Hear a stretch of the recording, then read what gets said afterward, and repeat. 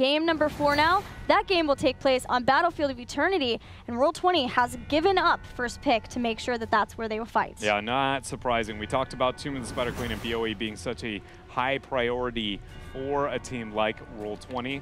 This map, I don't know if I want to say, like, I feel like it's enough, you know? I feel like after the performance we saw on Roll20 on Tomb of the Spider Queen was not overly convincing. That last game, just, let's be honest here, with not much else to say about it. Going into BOE, normally I'd be like, Tempo really struggled, even though they prioritized the map starting at phase 1, and we quickly learned this is a Roll20 battleground. I don't feel the same way anymore. I really feel like Tempo's got to be okay with this. Yeah, and looking at the battlegrounds that are left too, Tempo Storm can rest assured knowing that even if things go badly for them here, the rest of the battleground pool looks really good for Tempo Storm in game number 5. We'll just have to see though if Roll20 can use Battlefield of Eternity to bring it back. They did lose on Battlefield of Eternity 2 superstars. So like you said, it's not a guaranteed win anymore for Roll20 here. And that's superstars. That's, you know, I mean, not downplaying superstars' growth and what they're trying to make happen in phase 2, but according to the standings, they are sitting only above even in Death and Naventic, the 2 teams to yet to gain a win. Superstars has only managed to earn 1 of their own. So for Roll20 to drop that game, Superstars is known to be able to win against better teams, but to be on one of their best maps, that should not happen.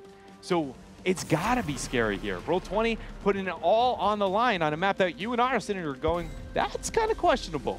Especially, too, Tempo Storm were able to beat No Tomorrow here, whereas Tempo Storm used to have to ban Battlefield of Eternity because they didn't feel like they could play here and be able to perform at their level of standards. Now they feel fine on Battlefield of Eternity. They even picked it in some cases versus world-class teams like Team Dignitas. So they're feeling all right here as we head into the beginning of Battlefield of Eternity. We've got a ban on Tassadar and Genji with the first pick of Uther for Tempo. Very high priority onto the Li Ming and a follow-up at New Barak. This makes a lot of sense there for Roll20. Li Ming, why is a huge flux on her priority considering the map? She's very good on a map like Battlefield of Eternity. She's also, you know, a counter / synergistic with the New Barak. It's weird. Denying it, you know, the Cocoon and Disintegrate can really work very well together. So that's why we see this synergy here from Roll20 in their 1 and 2.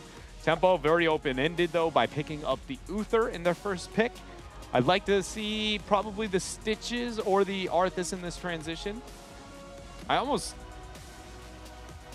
at least one of those two I feel like is going to be a must here, but on a map like Battlefield, suddenly damage does gain a bit more of the priority, and I feel like side lane soakers is something Tempo's got to be considering, because if Yoda, or Goku, my goodness, I keep doing it, does end up getting onto those high impact heroes with the Dahaka, that's how Roll20 plays this map. They don't play it through killing you. They take it through playing the lanes, playing the side zone. Tempo really like Illidan here, but it's very likely that, well, I guess they did pick him once in this rotation. They actually got Uther first and then went Stitches Illidan.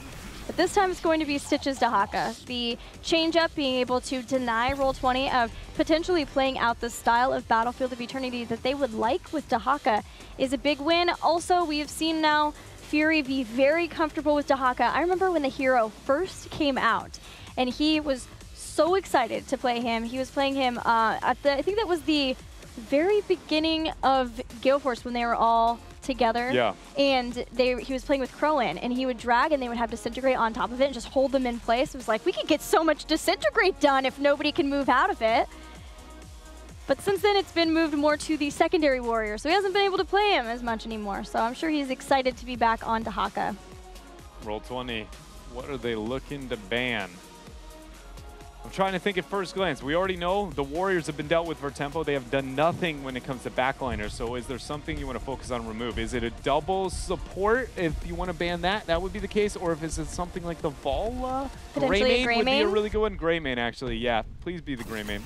Or the Ariel. I don't mind that. Yeah. The Greymane just is mainly because the Stitches, also Greymane is a higher priority in a map like Battlefield because of his ability to win the race. And Worgen forms some of the highest auto attack damage. Just flat out, period. I think that might mean that Roll20 actually wants to get Greymane for themselves and deny that damage there.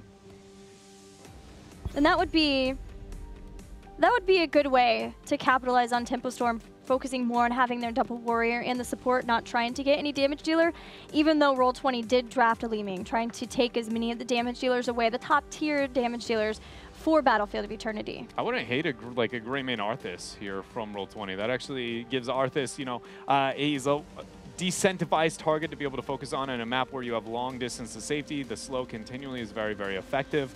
You know, and it's a solid, again, 1v1 into the Dahaga. I feel like it's not a must, but it's a direction they could go, and it would work well with the comp. I think Greymane, though, for sure is going to be one of the pickups, unless Roll20's kind of got a trick up their sleeve. Similarly, Leoric could fill the same type of role as an Arthas. You wouldn't have the slow on top of the point, but you'd have a second way of dealing the percent base damage to the front line of Dahaka and Stitches. We got 5 seconds. Karzim, very high here. And there's the Greymane. That Karzim is... it's got me thinking emoji, you know, right here, going like, huh, is there something else to this? Maybe not. It does feel like it's maybe hiding that last pick. It is definitely like, you know, we are trying to make sure we can flex the last pick, but... Maybe Malthael. I agree. Malthael's got to be a focus because of the actual map itself. He complements it too. I don't hate the idea of going into another support, though, on the side of Roll20 with the Karzim, use him more offensively and using that double support is something they could do, but I don't think they obviously have to. And also Goku has been so kind of restricted, I feel like, with Glorung and Goku, like the overlapping hero pools and what and where they're playing it. It seems like most of the time they aren't willing to get that kind of flavor into some of their picks like other teams may. Last 2 picks, Lunara still is up for potential damage dealers, Vala as well. It is Vala and Lili. Devil support, Panda power. Now, is there any major non-auto attack damage dealer that has a consistent...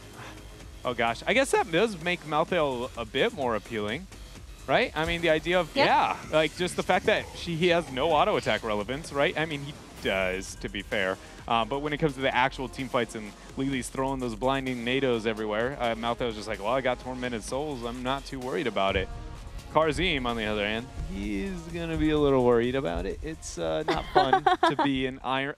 The worst part about Karzim is, like, not only does your damage get hurt, it doesn't matter your trait. Like, whatever your level 1 was, it just is useless no matter what. You know, it's not like it's just the, oh, I can't do damage this game. It's like, oh, I'll go support this time. It's like, oh, I still can't heal now. And it's like, oh, I can't get my cooldowns. Yeah, no mana, no cooldowns, no extra damage, no movement speed. Anti-fun. What are you talking about? Lili is Shadow Paw Lili is the most fun. Never. No, I can't do it. I'm sorry. Lili might be the dankest meme in the world of sports, but she's the one I refuse to commit to. I'm ready for adventure. I know you guys are at home. Let us know what you think of these drafts using the hashtag HGC. Tempo Storm fully committed to their Vala. They've got the double support, double warrior. You know, they've got Dahaka to be able to soak off to the side, but so too Roll20 have Malthael. They have a lot of damage for the Immortal. You can see it's the race versus the defense. Almost maybe to a fault, you know, is what I feel like. To be frank, I feel like Tempo's got to feel really good about this draft, knowing the map, knowing the game that they got going on.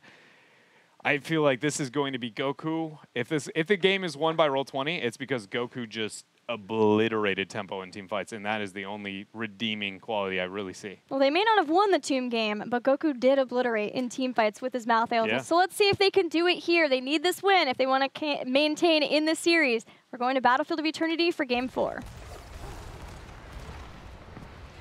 Lili for Koth and Luck. Lili has been, you know, I don't want to say a Koth and Luck special, because it hasn't just necessarily been him, but he has been most oftentimes that player whenever she does find her way into the meta. It is slight, but it feels like if Cawthon were to play a secondary support, the first one I think of is Lili. Yeah, no, so I'm the same way. It's just like, well, oh yeah, he was on the Lili. It's not a big deal. Maybe a Brightwing here or there. Yeah. But never, you know, not what we normally see, whereas the main support would play Uther, and then you'd see the Ariel. Yeah, it's a doozy. When it comes to the build on Cawthon Lux Lili, he went for the Gale Force, not to be confused with Gale Force esports, giving the blind damage 40%. This was a talent that I believe was recently buffed in the latest buff to Lili. Might be wrong. It might have been the... It was 50. Okay, there we go. Latest nerf to Lily, going from 50 down to 40, but it still makes her a brawler, a flat skirmisher. Lily is, for anybody who doesn't know, one of the best laners in the game. She just bullies everyone. And you're about to see that because she is hanging out, starting the adventure up in the top lane versus Goku Prismaticism. And it's enough that Roll20 has made sure to have a 2-3 to stay with them as well in that top lane. We'll see further blind talents too for Lily as we go on probably a mass vortex. You can also go for a lingering blind, we'll just have to see, but generally it's the mass vortex to try to hit as many people as possible, and it's disruptive. Okay, so like, this is hurting my brain a little bit here. Okay, so I'm just gonna, this is more me maybe thinking aloud a little bit more uncharacteristic here, but Lily doesn't have the opportunity to be able to choose who she heals. Correct. The pressure here. Li Ming, oh, if Glarong had actually hit any of those missiles, might have been able to get himself a kill, teleporting on forward. But she doesn't have the option to choose who she heals. She actually always heals within her range to heal the lowest health target. And if Malthael goes in and hits a lot of different targets, rather than saving one person, what you're going to see is it's one of those downsides to why Lily has not been competitively known for support. Once she got her cleanse and everything like, is because she can't choose who is the most valuable target to keep alive. And I'm thinking of a world where Tormented Soul comes in and I see Jugs popped and I see Lily heals and I go, I don't care. Because they're not saving the target I want to kill. Well, that would be what a Divine Shield is for. Yeah, that's a good point. So then that's going to get the stall out, but I'm just torn. I don't know if AoE healing is enough between the two, between the Lily, at least up until she goes for the 2-for-1. But if, you know, Tempo keeps getting picks like they managed to get before, it might not even matter. More hooks, more deaths. Goku now is the next one in trouble. Cawthon's there, uses the Wraith Strike to teleport on the other side of Fury, and with a Soul Rip stays alive. But Tempo Storm now, having a Vala who doesn't have to keep Ariel full in battery, is allowed now to have Som go into the Hungering Arrow build and not have to worry about potentially losing out on some of the energy that she would gain. Very close in health are both of the Immortals, but Tempo Storm is trying their best to be able to zone people away. They have Lily there for the blind and Cattle for the third of the hooks. They didn't have the follow-up quite yet. Goku looking to all in. This Immortal Dot is, you know, one thing we got to look at when looking at these races for everybody at home that sees the Malthael, it doesn't directly translate to all the damage immediately, and when you even see that discolored HP, that damage isn't there yet. Right. It is coming in. So when you see the auto attack, you're like, bam, oh, Malthael, he just locked in the rest of the Immortal. Tempo is just like, well, that's over time. This is looking 5, 6, 7 seconds into the future. Yeah, that's a frustration that you sometimes get with Lunara as well with Nature's Culling. Tempo with that, though. He's going to siege here up into the top lane, still keeping Dahaka off in his zone on bottom in the 1v1 in case he's needed. He might be able to burrow in, but it's unlikely with how little shielding we see remaining, as the front wall that is all that was able to be obtained. Hook, Hammer of Justice, but Buds has mobility this time, was able to Radiant dash out in the nick of time back to his teammates and stay alive. The hooks are still an issue from Tempo Storm. Now, this time there is a Nubarak. So a Nubarak, of course, is going to have Cocoon to deal with the possibility of Gorge, as well as the Beetles to hopefully try to soak up some of those hooks and keep the team safe. So dabbling a little bit back to my weird theory crafting here, okay, is now I want to add another variable to that. Is what happens if you 7-sided strike on top of that? Because 7-sided prioritizes the highest health target down. So it always, essentially they're all equalizer heroics. Right? And this is very weird because now I'm wondering if, am I missing a huge interaction? Like if those three were to kind of go off at the same time, would the double equalizer damage just outweigh the healing across the board and everything immediately just gets blown up? Or is it the opposite? That it would out-sustain? I don't know, but I suddenly had an epiphany where it's like, that might be something that is actually wild, and we could even see in this game. Yeah, we could. We'll have to see. It may be, though, that Tempo Storm wants to move into Water Dragon and then have the Divine Shield. Hey, you know, don't crush my dreams. Water Dragon on top of Malthael, so if he dives into the back line the way that Goku was playing before, now he's going to have that 70% slow, and then that could be enough to allow escape for Tempo Storm away from Tormented Souls, get away, but maybe even just slow down Malthael so he can't have quite the same mobility, although he does have Teleport with Wraith Strike. If the strategy for Tempo Storm is to kind of all in onto the Malthael kill target, as the kill target, using that Water Dragon rebuttal, then moving into the Spell Armor at 13, because it's essentially Water Dragon's like Pyroblast. It's not hard to predict when the damage is going to be coming in and when the utility. Everybody wants to get that follow-up. So whenever you know the setup and it's very easy to deal with, suddenly that defensive, if taken by Roll20, can be a lot easier to gain that kind of value from. Tempo Storm and Roll20 both have someone soaking in the lanes, but the benefit for Tempo Storm is having Dahaka as well as their Shaman camp, which Roll20 did not get on their side. Tempo Storm is a slight experience lead, but it's not too big yet. They're mainly just hanging around and trying to throw out damage with their Hungry Arrow build with the blinds too. Even though, you know, we talked about the damage that Roll20 can do with their composition, Tempo Storm still feeling confident in being able to step forward and be the team that is aggressive and poking. A lot of that has to do with the hit hooks and how influential they have been between these two teams. The follow-up as well has been very good with the teams, especially now that June has his Uther. Tempo's doing a very good job of just kind of poking away at this, even though, oh, look at those hooks. The stun is there. The follow-up is real. But Justing with that burrow charge in, drag onto Bloods, forcing the double dash. Actually, the Hungry Arrow, he might have brought a gift over to Glarung. Luckily, he's able to survive. And now that forces Glarung to go ahead, find his way back home, restore his HP and to his mana.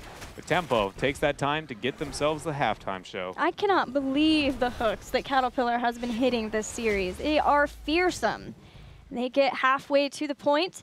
They know that Roll20 will soon be heading back in, but Tempo Storm at the same time are also soaking in the lanes, and Roll20 are hoping to use that time while not everyone is together to either get a kill or do a lot amount of damage. June is the one who goes down, helping hand save Som for a little bit, but with an orb going in, Roll20 are able to get 2 kills. Gong had a moment there looking a bit flashy thanks to the setup again from Goku. We know what the poisons with a reset style hero really can do. You know, Gong at this point, you know, doesn't even really need to do much other than solid positioning and hit the Calamity when necessary, as long as the team has got the preparation. But Roll20 has decided to go for a bit of a split, a 3-2. Justing trying to delay Tempo Storm from having the damage output while the rest of the members secure themselves this Immortal. So there is going to be that, and Shaman Cap stacked at the same time. Yeah, I thought it was interesting that Roll20 wanted to keep Prismaticism as Greymane as one of the defenders, but it worked out for them being able to have Miming and Malthael and then Buds as well on top of the Immortal. They just barely get it, but there's a little bit of shielding left as they push toward top. They're about to get heroic abilities. Cursed Bullet, Cocoon, Tormented Souls, everything's what we'd expect. Is it Palm or is it the 7-sided? Hook goes down, but there's territory in the way. The turret blocks Glarung, keeps him alive for now. Nice Flask being poked over the wall.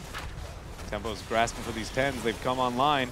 They don't look like they're going to be able to move up. Cattle's still needing a couple seconds for his hook to come off cooldown. No Gorge, Putrid Bile, Divine Storm.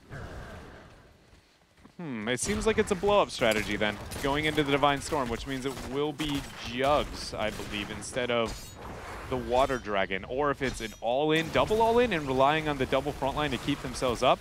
That's a risk I'd have never taken, but hey, Tempo, they're known to be able to innovate.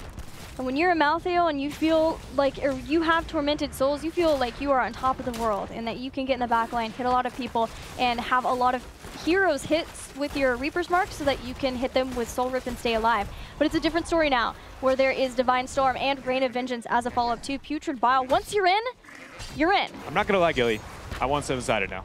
Now that they went Storm Jugs, I think that's one of the cases where I go, I don't like that. If it was Deast Shield into Water Dragon, and then you go for 2 for 1, and then the AoE cross supporting, you wait for the 16 mark. But now I think, like I said before, the Tormented Soul 7-sided with the Li Ming being the cleanup and Greymane to prep things, Roll20 can start and end fights like in under a second, it feels like. They've caught Cattle. I don't know. I haven't seen that interaction, but something in my brain tells me it's going to be flashy, no matter what heroic choice is taken. I feel like if it were to be Palm, he would have just already picked it at this point. If it was Tiger JK or Tomster, I'd agree with you. But I feel like we haven't had enough consistent Palm from any other North American support for me to go like, to have the same ideology. I do agree with you, though. If it was those two, I'd be like, this would be taken. But I can see Buds going like, guys, do we really want to? Are we sure? Waiting it out. Next Immortal phase has started, and teams both throwing out damage on top, hoping that they could poke. Tempo Storm trying to clear away so that Som can have that poke. There goes the hook into the nook, I guess you could call it. Hook into the nook? Isn't that, wait, didn't we decide that that was a roundabout? Yeah, you know. Yeah, something like that. But there's a lot of members with Escape, again, for Roll20 this time. It may even be why we ended up getting Karzim, who did go for Divine Palms. Sad days. So that he can escape if hooks are going to connect, because they have been connecting. Halftime show was enabled there by Roll20. Tempo is in hot pursuit right now of this. Glarong actually getting the Divine Storm, the damage, and Buds is immediately just deleted. Look, Roll20 was so split. Fury with a beautiful burrow and drag, making a name for himself there on the Dahaka after that roll swap. Traditionally, in this Immortal positioning, you don't want to dive underneath the Immortal, but Tempo Storm had Roll20's number. They knew exactly where the funneling was going to be going in. They had Fury stock in. He held someone there until they could get into position with the Brain of Vengeance, Divine Storm follow-up, and they obliterated Anubarak and Karazim. They will also get the next Immortal, which will be heading to the bottom lane. Jelly, there has been almost no moment of the game where I feel like I could say that Roll20 kind of had control. Maybe the slippery slope has gone too far. It's a half HP Immortal. And Tempo is actually playing the shot calling part of this beautifully too. They're abusing the half HP. They go, well, we could fight over a fort or we can fight over your keep. Roll20 not assuming that shot calling would be that kind of, you know, next level really. And so they lose a keep immediately. Now Tempo, what? Oh my, Tempo? Slam? It's only a matter of time. All right, now you fight. Tempo wants to fight. They buy time with that Immortal. They want to keep this Immortal to get as much value as possible, but they don't want to all in the fight and make it quick. It's consuming large amount of hours. Goku goes in with the Tormented Soul. The pressure's there. Jugs is going to be dropped. Palm is used, but the Ripped Soul keeps him alive. Yeah, that is rough, but Goku gets out of the Divine Storm that may have just cost him his life. Fortunately, it still brings down Justin. Hook Dead. pulls Goku back in. Follow-up stun there from June. Tempo Storm look to be on a tear. They have been in perfect synergy this entire series, especially with their crowd control. They are doing a great job on Battlefield of Eternity. And that was a exact moment of when I talk about like the psychology aspect of things that kind of come into this is the fact that a team can move up to that keep. And the minute the keep died was when the burrow charge initiation happened.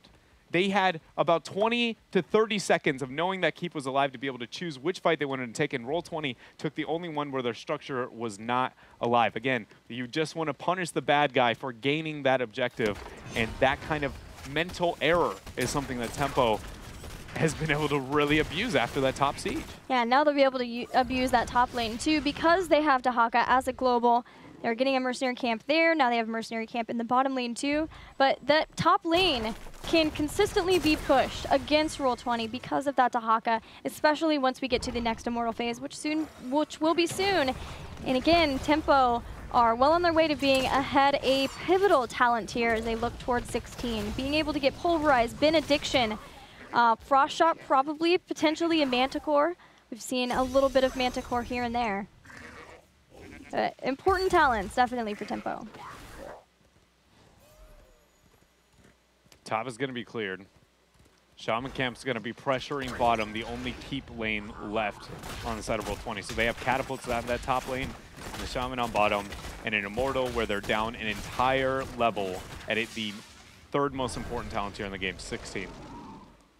It is Tempo Storm's game to lose at this point. What can Roll20 make happen during this Immortal phase? It is crucial they do not make a mistake. Roll20 are hoping that they can defend. They have that camp up in the top lane. Hook hits. It's on Buds. Palm drop. Tormented Souls are right in. It's getting a little bit of damage. June trying to get the retreat. Disintegrate not making things happen yet. They're just falling low, but the Jugs is enough to keep everybody out. No Palm there, and Buds lets his member die. Goku. Kattle's got a hook in a couple seconds. They need to run. It's a homing missile. The thing doesn't miss. And another kill for Tempo Storm. 7-2 for Tempo Storm. The hooks have been on point for Caterpillar, and for Roll20, they were ready to go back in with their Cocoon. They threw Cocoon down, but unfortunately at the exact same time, Fury landed the money drag that took out Goku. Now Roll20, things are going from bad to worse. They don't have Malthael, they don't have Greymane, but they're still trying to fight if they can. Bud's so low, Drag pulls in a new Barak, but Bud's escapes. Justin moving away from the team, he will go down, but tries to draw away the ire of Tempo Storm so that Glaurung and Buds can't escape. Drawing doing his best to get a little bit of poke out there, but it is not going to matter. This Immortal is way too healthy. Gilly, this very much could be the end. Roll20 has to be so careful with their defenses. Otherwise, Tempo Storm, not only will they win the game, they will win this series and remove the chances for Roll20 or hinder them severely to be able to move on to the Western Clash. Especially since that camp already did a lot of damage to this keep. Roll20 are dealing with a over half-shielded Immortal and all of Tempo Storm who are hungry to continue righting the wrongs of that one weekend that plagues them where they lost to Gale Force and Tempo Storm.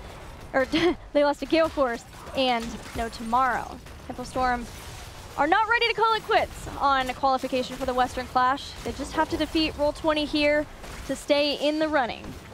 Strong there, trying to dodge the hook, almost teleported into it. Cattle's got another hook available in 6 seconds. Be looking out for that. 5 and more. Goku diving onto the back line. Divine Storm's got to be used. Cattle falling pretty low along with June. Is Roll20 going to be able to take this fight? Because they need to. They're going to win this game. They end up getting the kill onto June. He's got the Uther heals, but Buds was dragged in and he died before the palm. Prismat is soon after, and the core is the focus for Tempo Storm. They have done it. They have. Only Malthael and Li Ming remain as Tempo Storm takes out the core, confidently taking out Roll20 3-1 in the series. Tempo Storm showing that the changes and the time that they kind of asked for was worth it. When it came down to the game that mattered, in the end, they were victors, and not even going all the way to game number 5, debatably more dominant than they were in the past, when you would say that maybe this should have been a little bit more lopsided, interestingly enough. But in the end, it all of them comes down to the fact that Tempo Storm has bettered their odds and actually keeps the lifeline alive in the international play. Yep, they are 4-2 now in the standings. There are obviously a lot of people up there at 5-1. And what I love about this is, although it might make more anxiety for our teams, it does mean that next weekend there is going to be so many important matches for figuring out who the heck is qualifying for the Western Clash and who will represent North America there at Kiev. It is going to be so close, but it's great to see Tempo Storm be able to come in. They came back last weekend. They said, we feel like we're still the strongest team in North America.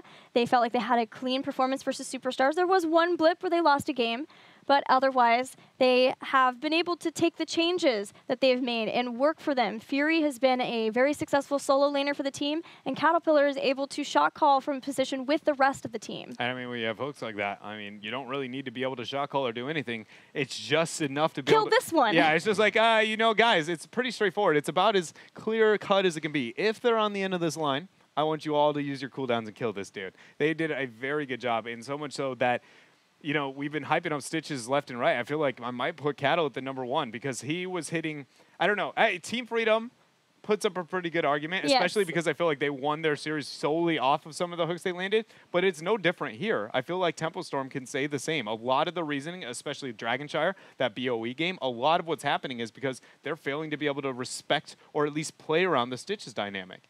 And you mentioned Team Freedom, and I do believe that that is the last match for Tempo Storm, is Tempo Storm versus Team Freedom. How awesome is that? It's pretty dope. That's pretty cool. Is like Stitches just permabanned, or is it in fact going to be let through and it's just like whoever gets the Stitches wins the game? I don't know. That kind of inner meta that can exist between those two will be wild. Granted, is that next week? Yes. That's next week? We don't have Stukov into the game, so it won't make that big of a shift. Right. It'll just be the Stukov patch. Okay, because I just feel like Stukov is going to change everything. So Let's check in with Sam now. One of our victors from Tempo Storm. Hey, Sam, congratulations. Did this match go as you guys expected? Are you happy with the results? Yeah, I'm really happy with the results. I think we played very well. Yeah, I'm super happy right now. Yeah, we really needed this win, so Yeah. I'm happy. Yeah, you guys definitely did. Where are you guys feeling as a team right now? Do you feel like you guys have been able to correct a lot of the not issues, but I guess everything that came in because of the changes that you made, and you're in a really good team or good place as a team if you were able to qualify for the Western Clash to compete internationally? Yeah, I think in this series, we fixed up a lot of our mistakes. We cleaned up our later game, and we closed out games whenever we got a lead in the early to mid. And as I said before, those were our issues in our previous losses, and we were able to play cleanly this set. So, yeah. Yeah, it was very clean. That Dragonshire game, super early close out of the game, so well done to you, Dread. My question is just moving forward. I believe we've scoped it down to just Team Freedom, kind Yes. of left for Tempo Storm. So I was just curious on your thoughts and confidence level after today's games, going up against Roll20 and seeing what they did yesterday. How do you guys feel if you were to play right now up against Team Freedom? Would you be confident? Would you say, you know, coin toss? What do you guys think? Team Freedom's a really, really strong team. And I have a lot of respect for them. To be honest, I don't know what's going to happen in this series. I don't know who's going to win. They're very strong, but I think if we play to the best of our abilities and we play like we did today, I think we'll be able to take them out. Awesome. Thanks for the insight. Well, it's great to hear. We are really looking forward to that match. I'm sure all your fans are looking forward to that match as well. We'll let you give any shout-outs before you go. Yeah, first of all, shout out to my teammates. You guys played great today. Everyone played great. Shout out to all the Twitch fans who are watching. I told you guys we were going to win this one. Anyways, yeah, shout out to my family. Shout out to my girlfriend, my friends. And most importantly, shout out to our sponsor, Tempo Storm. And, our org, Tempo Storm, and their sponsors, Twitch, Secret Lab, Master Up, and Skytech Gaming. Thank you for your support. And, yeah. Thank you, Sam. Congrats again. Thanks, guys. Tempo Storm.